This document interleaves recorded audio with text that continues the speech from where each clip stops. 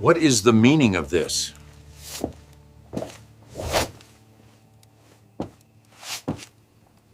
El sol del mediodía era un testigo silencioso e implacable. El disparo del rifle fue un estallido limpio y agudo en el calor interminable de la llanura. Estaban ahí fuera, ocultos en las trémulas ondas de calor que se elevaban de la tierra reseca y rodeaban su rancho solitario como buitres. Sabían que estaba solo. 20 años.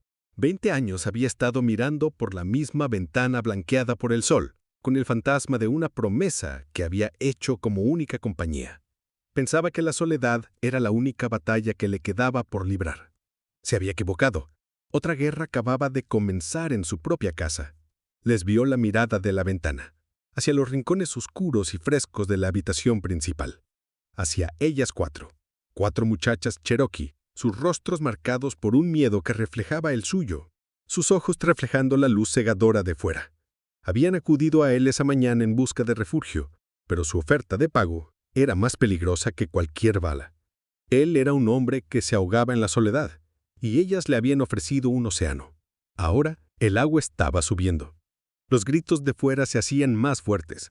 Sabía que tal vez no sobreviviría al día, pero la verdadera y terrible pregunta no era si sobreviviría a los hombres con los rifles, sino si podría sobrevivir a las 4 doncellas que esperaban su. Y antes de que descubramos qué eligió, hacedme un favor. Dejad un comentario abajo y decidme a dónde os llega esta historia. Me encanta ver hasta dónde viajan estas viejas historias de decisiones imposibles. Y si están listos, pulsen el botón de me gusta. Johannes Berger apoyó la frente contra el frío cristal de la ventana. El calor exterior era tan intenso que hacía temblar el aire sobre la polvorienta llanura como si respirara. 20 años. 20 años desde que había cultivado esta tierra con sus propias manos, desde la última vez que había visto otro rostro humano que no estuviera distorsionado por la mira de un rifle. La casa era su baluarte, su fortaleza y su prisión. Señor Berger, la voz era suave, temblorosa de miedo. Se giró lentamente. Las 4 muchachas seguían acurrucadas en la sombra de la gran chimenea, tan juntas que parecían una única masa temblorosa. Sus coloridas vestimentas de tela tejida y cuero parecían extrañas y frágiles en la espartana cabaña. La más joven, apenas mayor de 14 años, se aferraba a la mano de la mayor, cuyo rostro, a pesar del miedo, irradiaba una calma decidida. «Se está haciendo de noche», dijo la mayor, cuyo nombre era Ayoka. «Traen la noche consigo». Su voz era tranquila, pero sus ojos, oscuros como nueces, delataban el miedo que había detrás. «Los hombres de fuera no esperarán». Johannes asintió lentamente. Lo sabía. Los disparos se habían acercado. Primero solo disparos de advertencia, ahora disparados deliberadamente al aire para intimidarlo. Sabían que estaba solo. Sabían que no podía esperar ayuda. «¿Por qué habéis venido a mí?», preguntó, con la voz rouca por el poco uso. «Porque usted es el único que entiende». Señaló con la barbilla las paredes de la casa, los muebles sencillos y macizos, las herramientas que colgaban cuidadosamente en la pared. «Usted ha vivido aquí una vida de verdad, no como los otros en la ciudad, que solo cogen y destruyen». Otro disparo, esta vez más cerca. La bala impactó en la pared de madera junto a la ventana, haciendo saltar astillas. Las muchachas más jóvenes se sobresaltaron, reprimiendo un grito. Johannes sintió cómo su puño se cerraba automáticamente, cómo los músculos de su nuca se tensaban. 20 años de soledad no lo habían ablandado, solo lo habían vuelto más silencioso. «¿Qué me habéis ofrecido?», preguntó mientras se acercaba lentamente a las muchachas. «¿Cuál es ese pago que es más peligroso que una bala?». La mirada de Ayoka se volvió intensa, penetrante. «Conocimiento». Pronunció la palabra como si fuera algo precioso, peligroso. «Conocimiento sobre los hombres que cazan. Conocimiento sobre los planes que tienen. Conocimiento que usted necesita para sobrevivir». Hizo una pausa, sus ojos buscando los suyos. «Y conocimiento sobre nosotras, sobre los cherokees, sobre la tierra». Un tercer disparo, esta vez tan cerca que Johannes oyó el silbido de la bala por el aire. Se lanzó al suelo, arrastrando a las muchachas con él. Aterrizaron en el polvo bajo la ventana. Con los corazones desbocados, fuera oyó voces ásperas y triunfantes. «Berger, sal, sabemos que las tienes». «Lo ve», susurró Ayoka en mi oído, su aliento verde y cálido. «Saben que estamos aquí, saben que usted nos protege, y tienen miedo». Johannes la miró fijamente. ¿Miedo? Los hombres con los rifles que rodeaban su rancho como buitres tenían la superioridad numérica, tenían las armas, tenían la anarquía de su lado. ¿De qué tienen miedo? La sonrisa de Ayoka fue amarga. De que tal vez usted no sea el hombre al que temen. De que tal vez usted sea el hombre que nosotras tememos.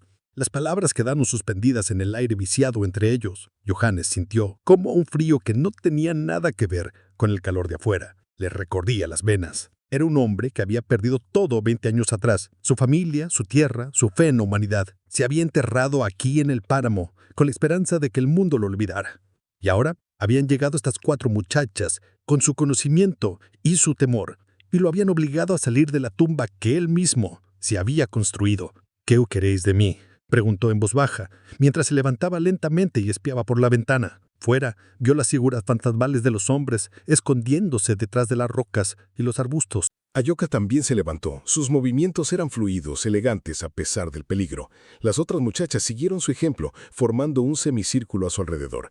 Era como si le ofrecieran protección a él, en lugar de pedírsela. «Esperamos que elija, señor Berger», dijo ella con una voz que de repente era firme y clara, «entre lo que fue y lo que podría ser». Un cuarto disparo. Esta vez dio en el techo. La madera se astilló. El polvo cayó. Johannes se sobresaltó, pero no retrocedió. Miró fijamente a las 4 muchachas, a sus rostros decididos e intrépidos. Ya no veía solo a perseguidas y fugitivas. Veía a 4 mujeres jóvenes que luchaban por sus vidas. Veía 4 personas que le ofrecían algo que él había creído perdido durante 20 años. Una oportunidad. «¿Y si os elijo a vosotras?», preguntó, su voz apenas un susurro. «¿Qué pasará entonces?». Los ojos de Ayoka se iluminaron como si ya hubiera anticipado su decisión. «Entonces», dijo ella, «lucharemos juntos. Y venceremos juntos. O caeremos juntos». Fuera se oyó un fuerte grito. Las voces se acercaban, más impacientes. El tiempo se había agotado. Johannes sabía que tenía que decidirse. Inmediatamente. Podía atrancar la puerta y esperar que los hombres perdieran el interés. Podía echar a las muchachas y esperar que escaparan solas. O podía quedarse, luchar y morir por 4 personas a las que no había visto en su vida hasta hacía unas pocas horas. Se acercó a la ventana, apoyó una mano en el marco fío. Fuera, el mundo era de calor y peligro. Dentro había 4 pares de ojos que lo miraban fijamente, llenos de esperanza y miedo. 20 años de soledad, 20 años en los que solo había pensado en sí mismo. Ahora, en este momento de decisión, sintió algo que casi había olvidado: la responsabilidad. «Quedaos aquí», dijo con voz firme. «No os mováis, y pase lo que pase, no gritéis». Se dio la vuelta, fue hacia la pared donde colgaba su viejo rifle. Sus dedos se cerraron alrededor de la culata fría. El perso era familiar, tranquilizador. No lo había usado en 20 años, pero los movimientos estaban grabados en su memoria. Cargó el rifle lentamente, sin hacer ruido. Los cartuchos tintinieron suavemente en el silencio de la cabaña. «Señor Berger», la voz de la muchacha más joven era temerosa, insegura. «¿Qué va a hacer ahora?». Johannes la miró, a sus grandes ojos oscuros, llenos de confianza y miedo. Pensó en los 20 años de soledad, en las extensiones vacías de fuera, en la promesa que había hecho y roto hacía mucho tiempo. Pensó en las 4 muchachas que le habían ofrecido una segunda oportunidad. «Ahora», dijo mientras se acercaba a la ventana y soltaba el cerrojo, «lucho». Abrió la puerta lentamente. El sol cegador del mediodía irrumpió iluminando por un momento en la oscura cabaña. Fuera oyó como las voces se enmudecían bruscamente, como los hombres retrocedían sorprendidos. Johannes salió con el rifle en ristre, listo para la lucha de su vida. Y quizás, solo quizás, también listo para algo más, para la oportunidad de volver a ser un ser humano. Los hombres lo miraron fijamente, sus rostros como máscaras bajo la luz deslumbrante. Uno de ellos, un hombre alto y de hombros anchos, con una cicatriz en la cara, dio un paso adelante. «Berger», dijo, su voz áspera y amenazante, «danos a las muchachas. Es tu única oportunidad». Johannes levantó el rifle, apuntó directamente al pecho del hombre. Su corazón se aceleró, pero su mano estaba firme. Sintió cómo el calor le quemaba la piel, cómo el polvo le picaba en los pulmones.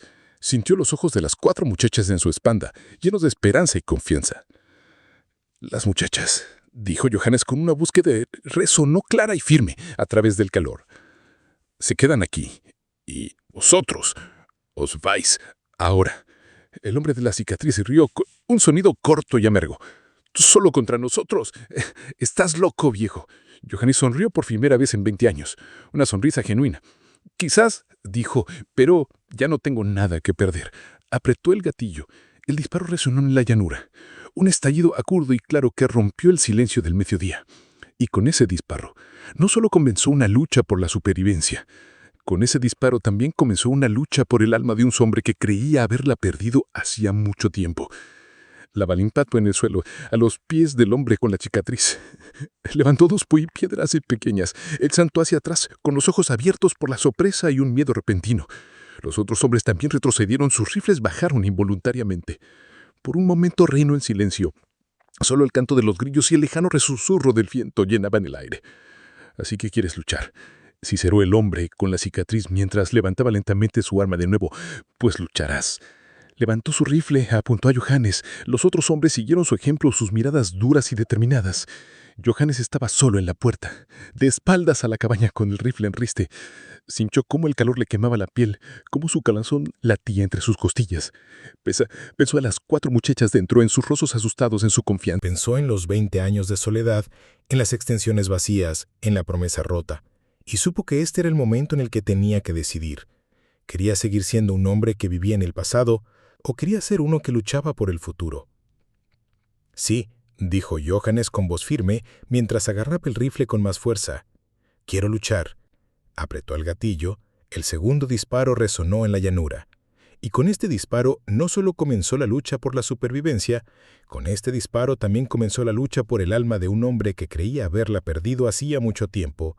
Y nadie sabía si sobreviviría, nadie sabía si las 4 muchachas sobrevivirían. Pero una cosa era segura, el sol de mediodía era testigo y sería implacable.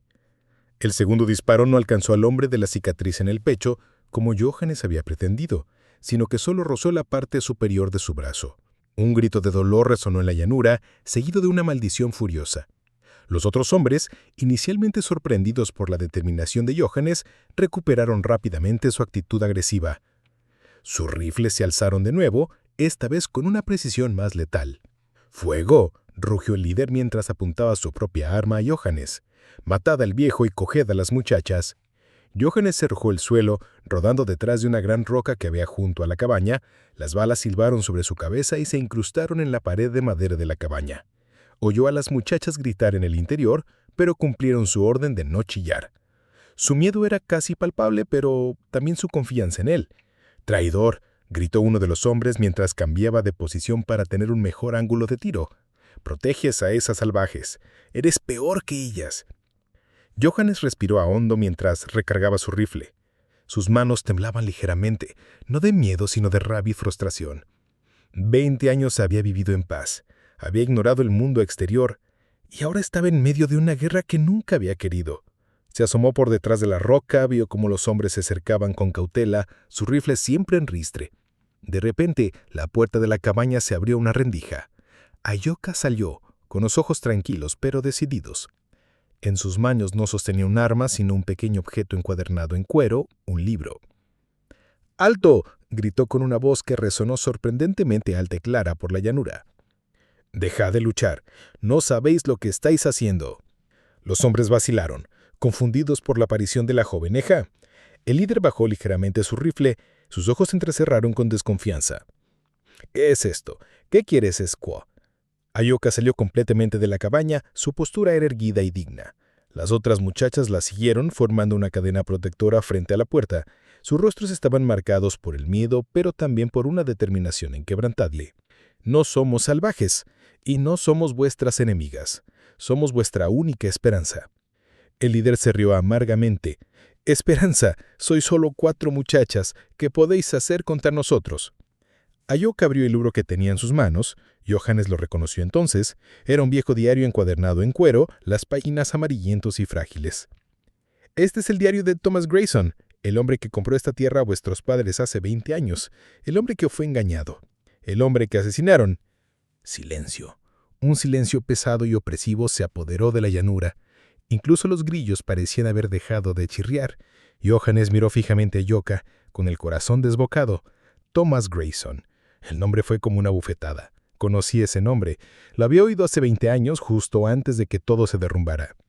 «Eso es mentira», gritó el líder, pero su voz sonaba insegura. «Grayson murió hace años, en un accidente».